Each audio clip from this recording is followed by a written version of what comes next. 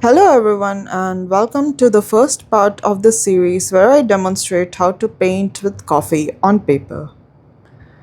First, we need to create a bit of coffee mix so that we can use this for our painting, and we want different concentrations to get different intensities of colors.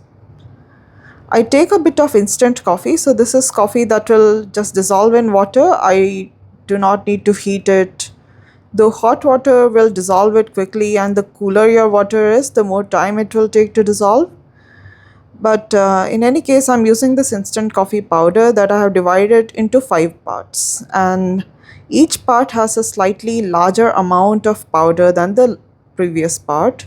So I'm distributing it in such a manner. I'm doing this so that I can get different intensities of colors like I mentioned, and with these different intensities, you can create different shades on the paper.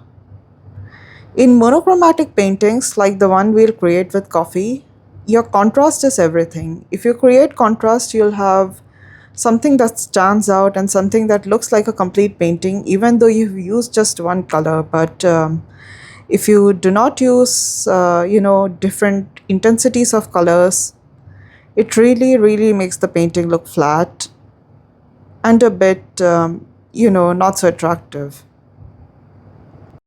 Once I have distributed the powder, I move on to add just a few drops of water into each of my wells on my painting palette.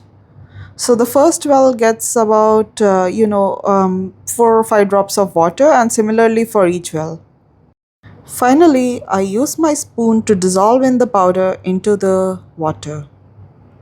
And this might take a little bit of time, especially the temperature here is lower than usual and it's a bit of a cool day, so this is taking a little bit of time, but it's okay.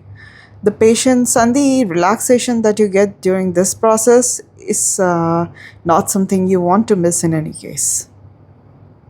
So I'll speed up my process, and once you have created these mixes of coffee of different intensities, we can move on to the next part where we will learn how to paint using these mixes that we have created, just like we paint with watercolors. We will use watercolor paper and paint brushes in the next part. See you there.